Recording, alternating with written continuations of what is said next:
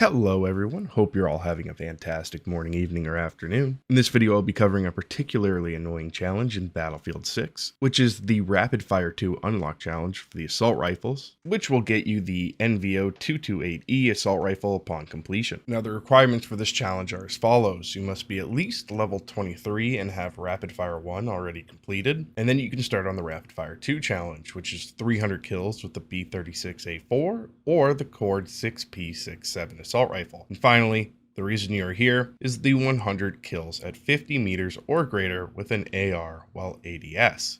Now, I'll be the first one to admit that this challenge is the opposite of fun, but not to worry, I have found some easy pointers and tips to help you get this done in give or take 5 games of breakthrough. That means in about roughly 90 minutes, assuming you're getting at least 20 of these kills per game, you will unlock this challenge. Personally, I do prefer breakthrough as the game mode of choice, as engagements and enemy positioning is a lot easier to predict in this mode, and it still offers many opportunities for longer range engagements. Obviously, this is all going to be skill dependent, but for those with lesser skill like myself, this challenge is not as hard as you may originally think.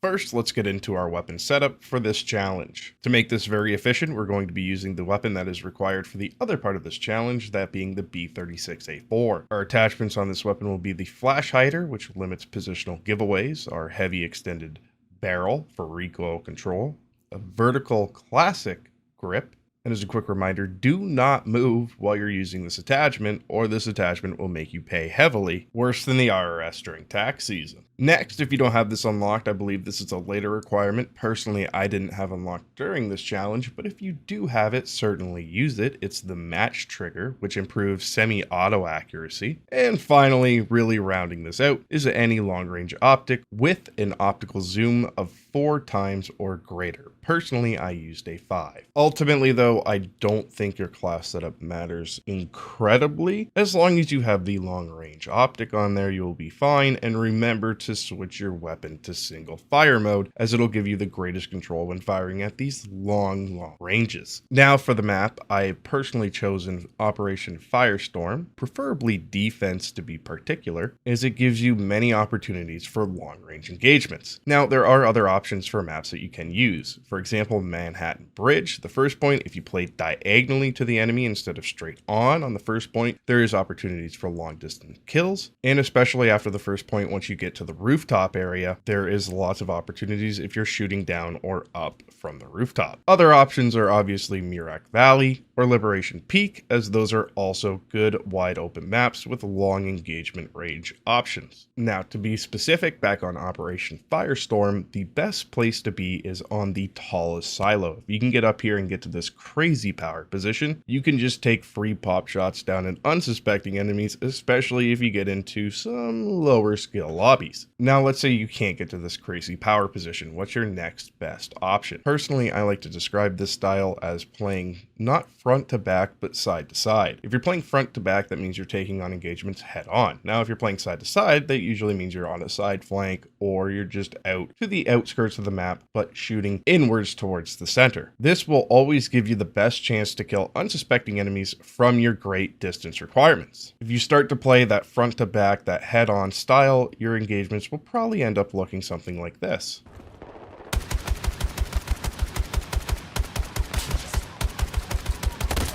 But overall, I'd say the strategy and playstyle is really selling out for the long shots. Your entire focus throughout the entire match is to just get these kills.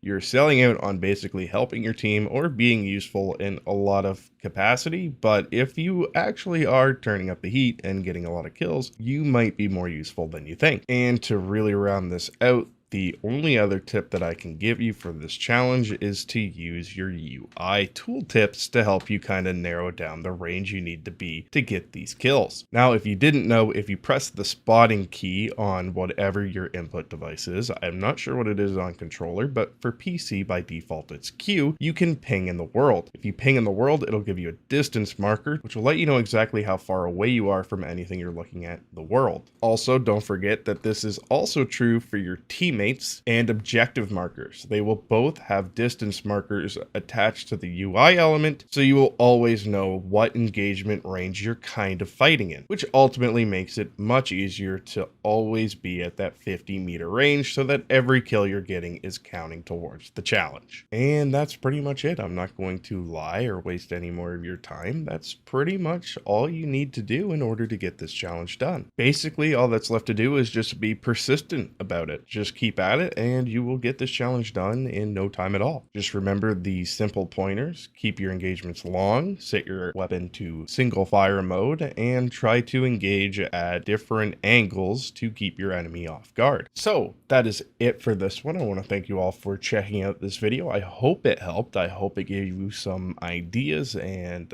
really I hope you just are able to get this challenge done as pain-free as possible. I know for me personally, when I first started it, I wanted to bash my head into cement concrete. So if it did help you, leave a like on the video, share it with somebody else that's struggling, and I'll catch you in the next one.